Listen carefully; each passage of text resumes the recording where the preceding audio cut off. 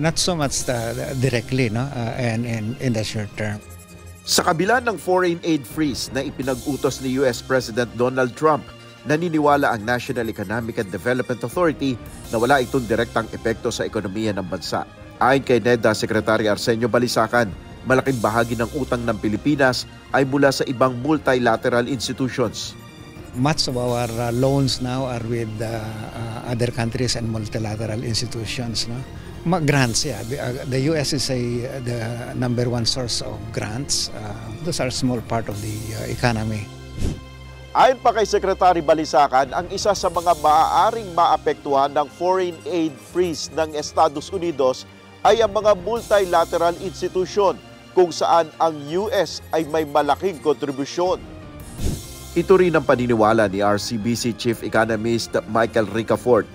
Siguro maybe indirectly yung mga pinapadaan sa mga ibang multilaterals, mas mababawasan yung contribution ng US sa mga multilateral. Kasi yung iba, di ba, dumadaan sa, yung mga programa ng World Bank, di ba, IFC. Dagdag ni Ricafort, maaaring may ibang sektor na maaapektuhan sa pansamantalang pagpapatigil ng US financial aid, tulad ng mga proyekto na lumilikha ng trabaho at supply chains. Kasi kahit nga yung mga aid din in the recent years, meron pero hindi naman ganun kasubstantial. May epekto syempre yung ibang sektor na matutulungan sana ng mga program na yan, mga financial assistance, technical assistance. Pero maybe not in a big way.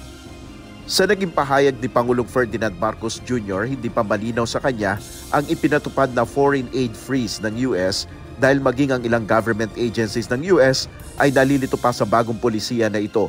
Sa kabila nito, plano ng Pangulo na makipagpulong kay US President Trump para talakayin ang mga polisiya na maaaring makaapekto sa kapakanan ng mga Pilipino na nasa Estados Unidos tulad ng mahigpit na immigration policy.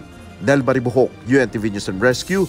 Diyos ang aming sandigan, serbisyo publiko ang aming pinahalagahan.